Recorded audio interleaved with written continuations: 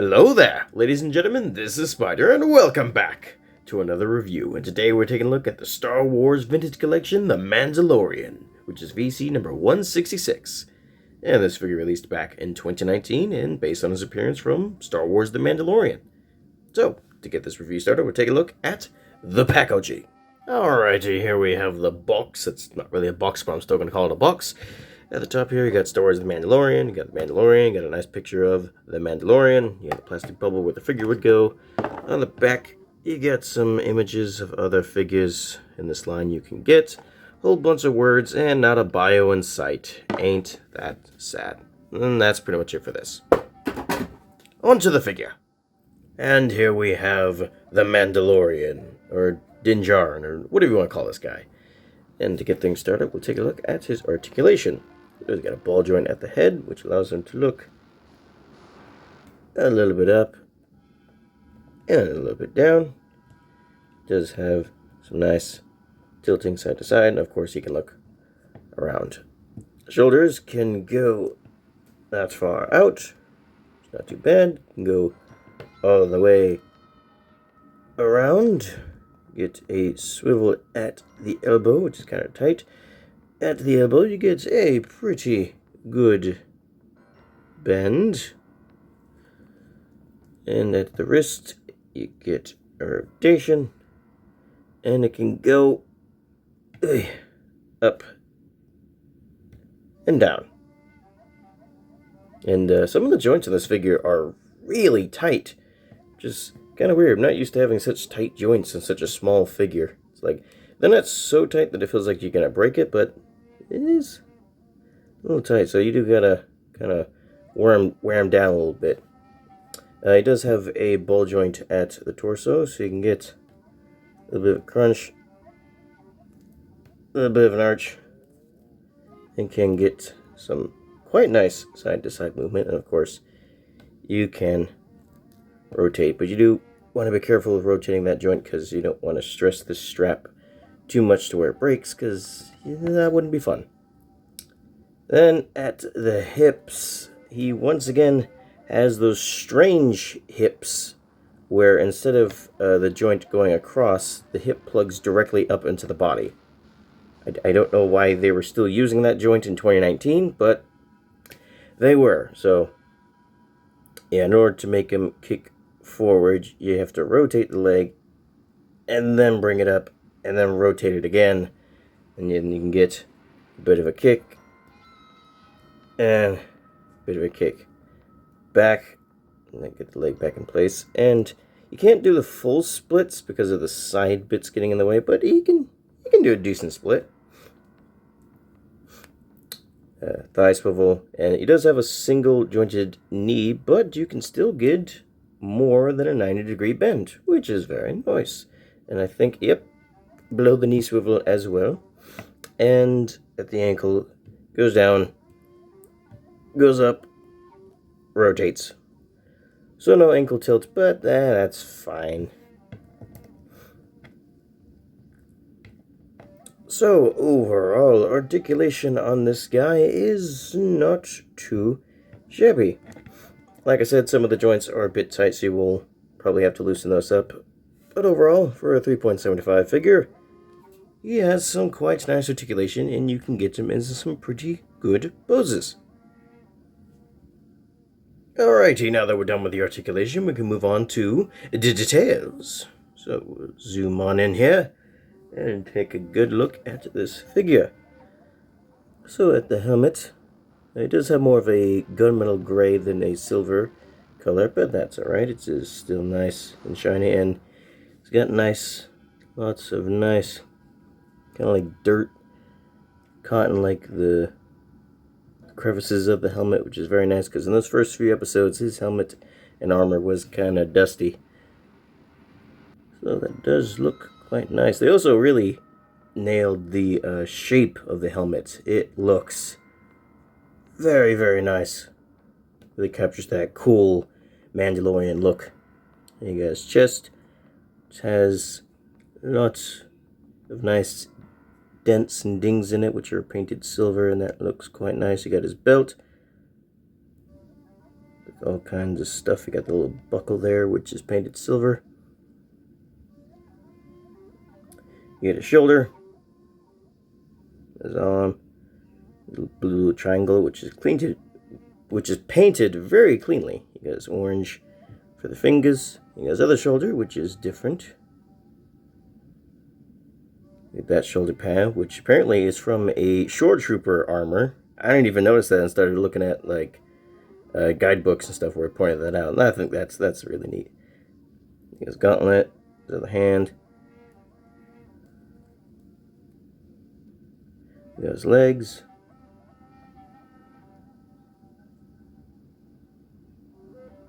He has tan boots. And you got the back.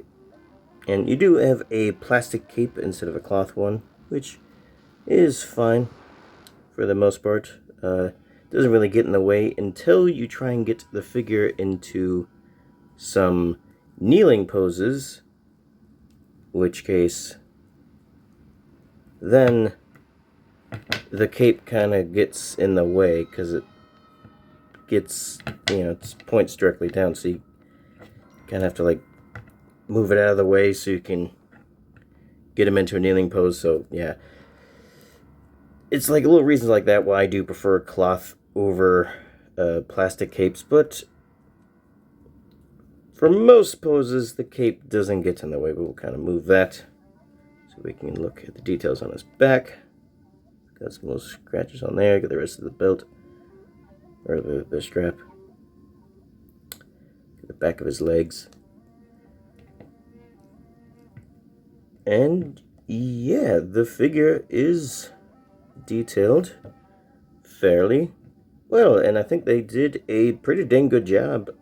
A pretty good job of capturing all the little details that Mando has. As far as I can tell, it is very accurate to the show. It's painted very well, except for the little bombs on his hip. What the heck happened there? That does not look pretty at all. But fortunately and unfortunately, this does seem to be an issue that happened on my copy. So the paint job on these little bombs here are going to vary between different copies. I've seen plenty that they actually are painted fantastic. It just happens that I got the copy that weren't painted so great. So yeah, that is not a representation of all of the versions, all the different copies of this figure, just mine. So fortunate for anyone else who wants to buy this, but unfortunate for me that I got the less pretty copy. But overall, the rest of the details are picked out very, very nicely. I think they did a very good job with this figure. He looks very cool. And that's pretty much it for the figure, but he would not be a Mandalorian without some armaments, so we'll get into the accessories. So first things first, we should take a look at his IB-94 blaster pistol, which apparently what that's called. Got some nice details on there. You got tan or brown for the handle and silver for the gun. It's pretty cool, and even got a little indentation at the barrel, so it's not just a round nub and actually looks like there's a hole at the tip. Hey, come on, focus in there. Come on. Hey, you were focusing a second ago. Come on. There we go.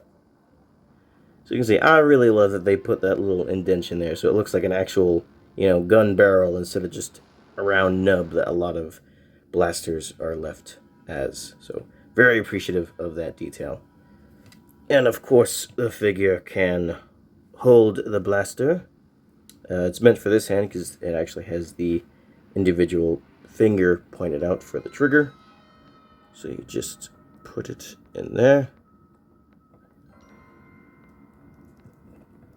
And there you go. You got Mando with his blaster pistol, and that is a very nice look. But of course, he also has his other weapon, the Amban Phase Pulse Sniper Rifle, which is also detailed quite quite nicely. You got brown for the stock, silver there, you got some gold there, you got a more gunmetal gray there, and silver again for the fork tip on the side. Got some more of those details. You got a little peg, which we'll talk about that later. Hey, come on, focus. There you go.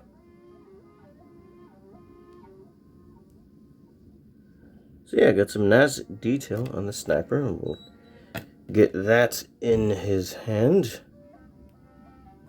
And hold that pretty easily. No real issues holding it there. And we'll get him into a more ads fill up his hand. Hang on, though. Get him into a better holding gun position.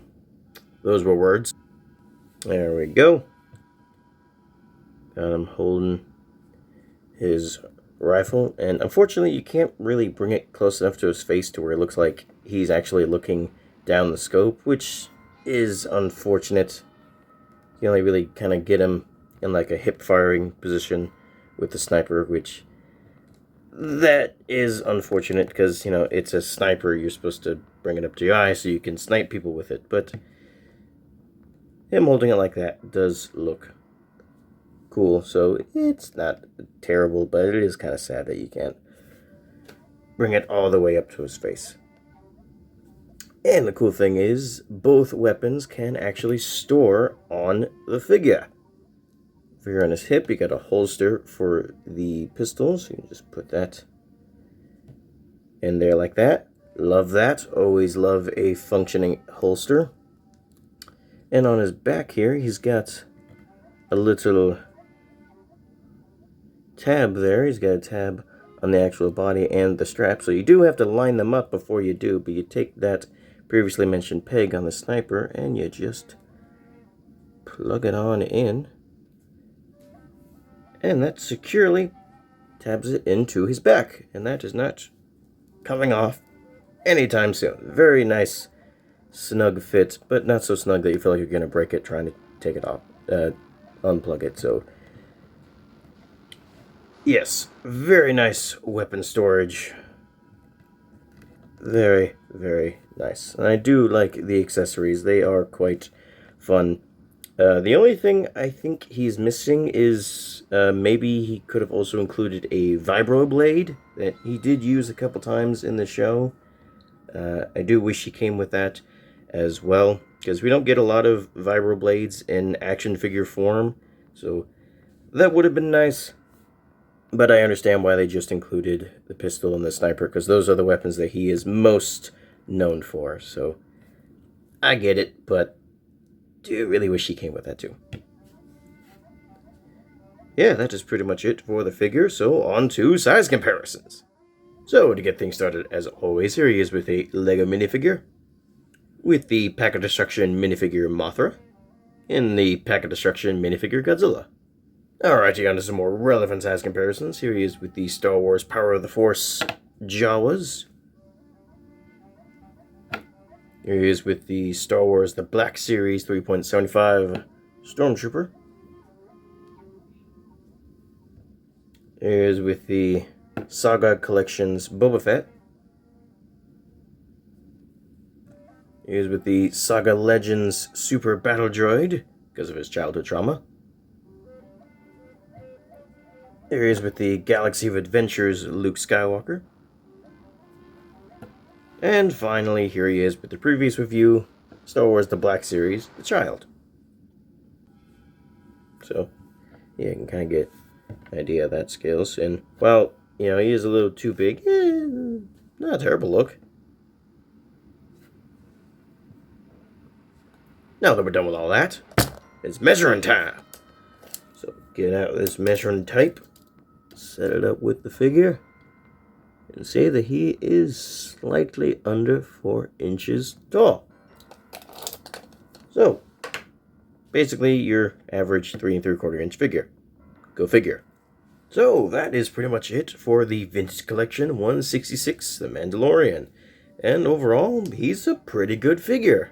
He's not perfect, there are some things they could have improved upon, but he will fill those basic Mandalorian needs that Star Wars fans will have. So yeah, I think they did a fairly nice job.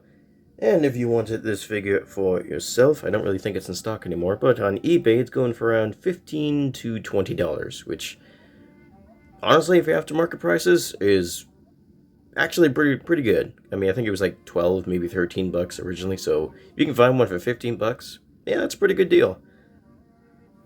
And there was another version of this figure released before they did the Beskar one, and that was the carbonized version, which is the exact same figure, but shiny.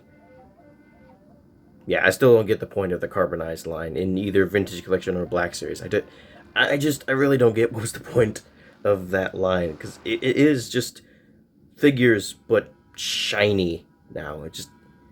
It doesn't make any sense. It's like, this is Star Wars, not Pokemon. We don't care about shiny figures, you know? Like, if they did something like a hologram line, where all the figures were, blue and translucent, that would make sense. It may not be super popular line, but at least it would make sense. Carbonized? Not so much. But this isn't a review on carbonized. I'm getting off topic. Anyways, this figure, pretty good. Definitely recommend, especially if you can find it for like that $15 price point. Definitely recommend this figure for Mandalorian fans. And that's pretty much it for this review. Hope you all enjoyed. Stay tuned for more Star Wars reviews coming the rest of this month. But until then, see you later. Sayonara. Bye.